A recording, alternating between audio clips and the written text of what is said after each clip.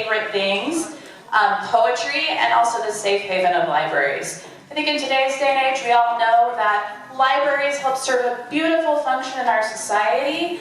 Books also help us celebrate the written word here in Albuquerque, which has always been a big tradition here.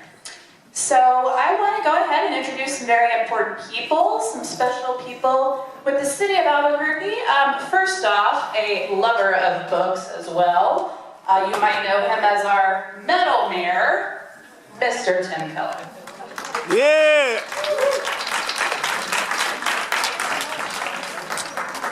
Well, thank you so much, and good afternoon to everyone. Welcome to this International District Library. I just want to share with you one anecdote.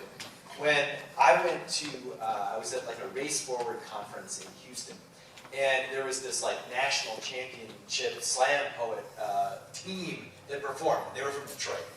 And I was like, you know, I think we're really good or whatever, and I came up and said, like, good job. And I'm like, we have great poets in Albuquerque too. And as soon as I said that, they were like in awe. They were like, that's the cradle of like all of this great work.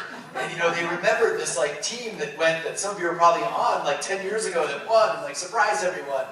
And it was so cool too for me to just hear of a reputation that actually is national and international. And of course there's different types and styles of poetry, but that's one aspect where I was like, it was just one of those moments, like I was so proud to be the mayor of Albuquerque. It was awesome. And so this is all part of who we are as a community. So I'll close with this.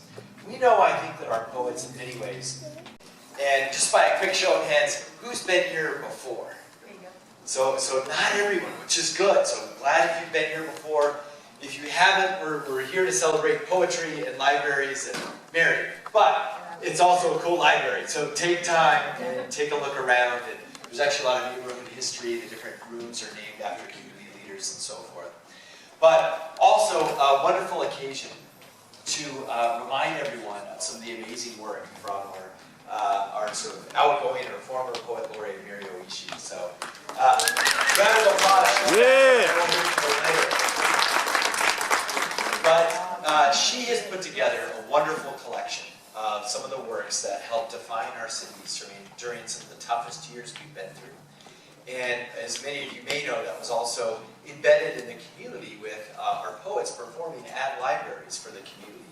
And this was a very innovative approach to what we have historically done with our Poet Laureate program, where we have poets who write amazing work and sort of give them publicly, but the idea of sort of decentralizing it and placing this wonderful art form into a neighborhood setting and a location, I think was really special. And so we clapped for her once, but I want to thank you, Mary, for driving all this great work, but also right to the grassroots through our libraries. Thank you so much. In Albuquerque. And this is one of these great programs that brings together so much of what our department does. So the library system is part of our department, and then we're also the partner with the Albuquerque Poet Laureate program, which is community-driven, for the Poet Laureate. And yeah. During really weird times, but they still did it, and it's a beautiful, beautiful program and beautiful timing. So I just want to thank you all for coming out today. I know it's happy to see you all in the same space in real time with a real book. And I'm going to hand it off to the lady of the hour, the person that brought us all together with this great project, Mary Oishi. For nominating me for Poet Laureate. That was beautiful. And thank Margaret Randall for writing one of the letters to commend me to the post. And my idea was to bring together two things that I thought were so important. One is public libraries. And I thought it would be beautiful to highlight the libraries by bringing poets into the library. And I thought I knew enough poets that I could find one around each library and bring them in and have them be a feature, and then just invite the community to come in and do an open mic after their featured readings. But this thing happened called work behind the scenes to coordinate everybody's schedules, and it was just a whole lot more work, but the result was actually, in a way, better. You know, sometimes I think about, you know, times where I made plans and things went awry, but it ended up actually being a gift. You know, Richard Bach said in his book Illusions, there's no problem without a gift for you in its hands. And I felt like this was one of those occasions because of having to do the video, we now have an archive, basically, of the pen. It's so great.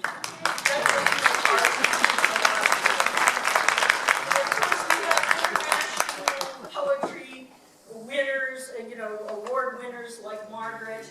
We have people who won pushcart answers, so they'll be happy to hear your support. But it's not usually in their job description that we say, you need to write a script and get in front of the camera. And everywhere we went, all the branches we went to, somebody was willing to do that. And so we're very grateful for that, because the stage fright queen here didn't really want to do it. But I especially have to acknowledge Eileen O'Connell, and she's going to be really embarrassed, but she's in the back. Because the very first one we did it at Ohio, everybody was gun-shy. Nobody knew what we were doing. Nobody wanted to be embarrassed, and everybody was afraid to get started. And Eileen, the good leader that she is, said, I'll do it. And she wrote a script, and she got in front of the camera. And then everybody else said, well, yeah, I can do that. And pretty soon we got it done. So thank you to Eileen for that. And last but not least, we have 4 poets on the library staff who are published in the book, and I know 2 of them are here. Leslie Fox and Eileen O'Connell, and also Kelly Brocklehurst, Kelly Brocklehurst and Shauna Morris. So we have 4 of our library staff who, not only did the staff participate in front of the camera, they also got published as poets, so we're super proud of them. Okay. And now, I can stop talking. Thank you all for coming. Okay, so first of all, if you're a poet, you get a complimentary copy of the book. They're on the table as you come in, and we'll just mark your name off to make sure you got one. Poets that aren't here, I will mail them copies, so if you see them and they ask, it'll be in the mail soon.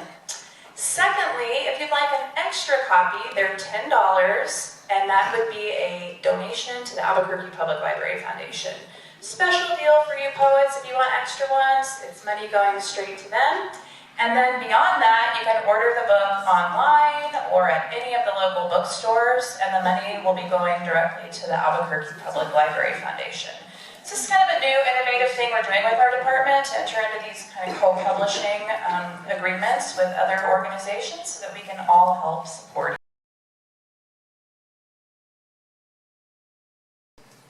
There's Roberto Rosales, a photographer from the Albuquerque Journal. His pictures, I always know that, Roberto did that, because he has a poetic photo when he takes pictures. This moment that I'm going to capture happened to me a long time ago in Sequim, Washington. Storyteller in the West African tradition of using story as a tool for healing, educating, empowering, and affirming community. Throughout her career, she's been awarded many honors that reflect her devotion to improving the lives of the community she serves. As for poetry, Clayton says, sometimes my stories become poetry, as is the case with her first poem, Wake Up Dancing. Here's Juba. Yeah.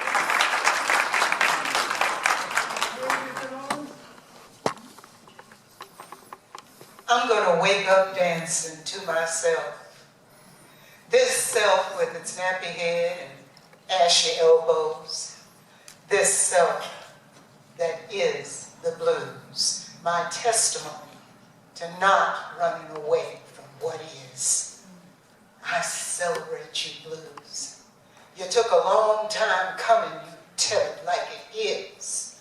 Witnessing, gut bucket, low down, coarse, ill-mannered, tell the truth blues. You're my way of getting through another hard day.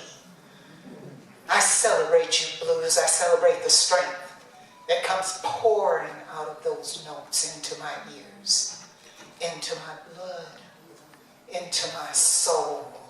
Make me strong, blues. Make me strong like Billy. Make me strong. Make me strong, blues. Make me strong like Sippy and Muddy Waters and Bo Diddley and Joe Blue, who have watered my mouth with their sweaty brows and wet handkerchiefs and their healthy bodies, and made my eyes dance with those red suits. I celebrate you, blues. I celebrate the strength that comes pouring out of those notes. I celebrate you, blues. Make me strong. Make me strong like Bessie, who created her own province and then made herself queen. Make me strong like Billy, who could take you to hell and back on one note. I celebrate you, blues. I take back what was given Memphis Minnie and Big Mama Thornton and Coco Taylor and Gladys Bentley, free agents, corsets off, gin at the hip, they sang their freedom.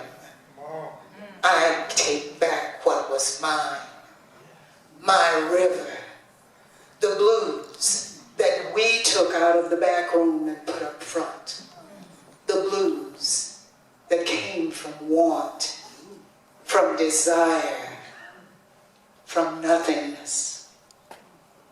Blues, they may not make us happy, but they sure enough make us free. Yeah.